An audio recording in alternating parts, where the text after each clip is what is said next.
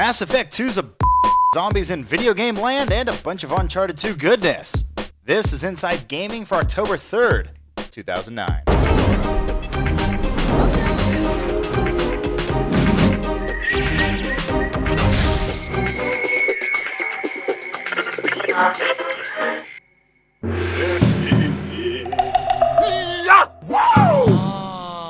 Hi there, I'm the deadpixel for our second episode of the week. Who's that Pokemon? It's Pikachu! It's Gengar! Star Wars, nothing but Star Wars! Earlier this week, BioWare opened the door to the gelatinous mass of fans for the Old Republic beta. Good thing for those who got in, and sucks for everyone else who had the website crash on them.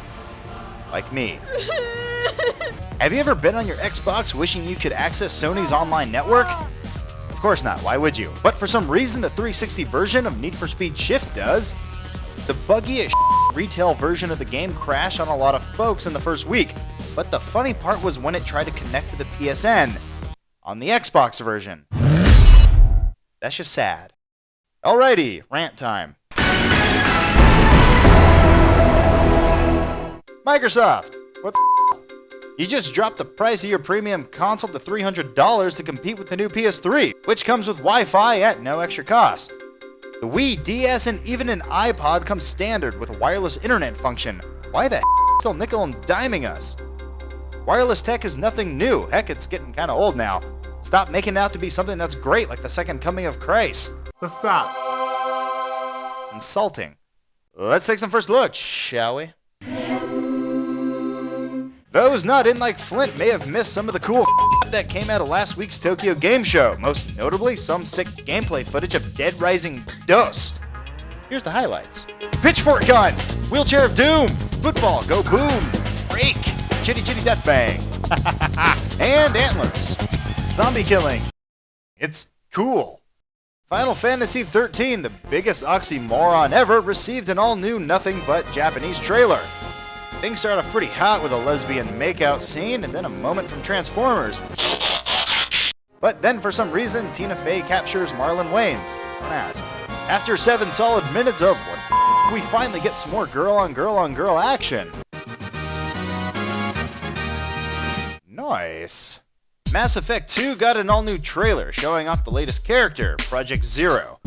In short, she's a bitch.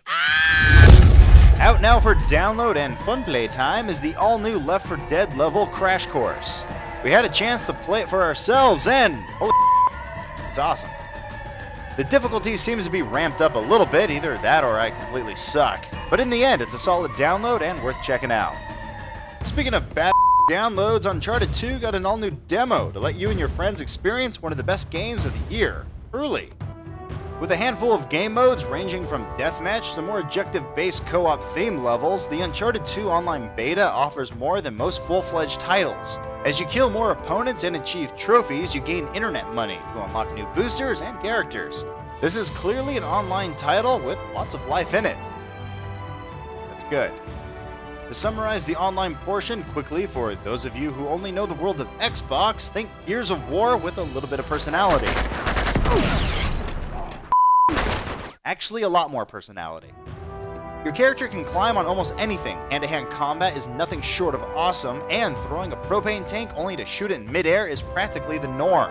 Not to mention there's a handy new Machinima mode for any movie makers out there. I mean, come on, they have a level called Machinima. That's amazing.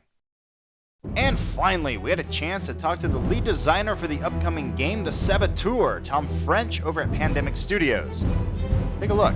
So the story it's a personal vengeance story about our hero Sean Devlin, who's a race car driver who becomes a saboteur. It's inspired by a real guy named William Grover Williams, who was a race car who became a saboteur, a race car driver. He wasn't a race car, he was a race car driver. He became a saboteur, and we're like, that's a cool idea. And so, but we wanted to have that personal story inside of this big epic World War II, like the last great war that this world's really seen. A lot of what we wanted to do is separate ourselves from the typical World War II game, and so making Sean Irish, the point of that was to give him no political motivations inside of the world, and really focus on that personal motivations inside of the world. It's similar to Mercenaries, where we have a lot of different tools, but It is more in a very story-driven universe, and the missions are more kind of like long, grand missions and like epic set pieces. Again, it was for us is about really changing the typical World War II game, flipping it on its head. And we were more cinematically inspired than historically inspired. You know, I mean, that was even something as a hurdle that we felt we had to get across even amongst the team in the studio. Like, we didn't, even this idea was pitched, everybody was like, oh really, World War II, really? Do we need more World War II games? But the idea was to, like, some few of us just saw it right away, this Indiana Jones type fantasy where it's not about the war. It's, you know, he's fighting the Nazis for his own reason.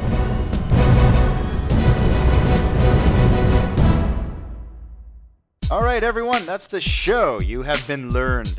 For more info about what we do, follow myself and others on Twitter. It's kind of a fad. And before we go, here are the game releases for the week. Bye-bye.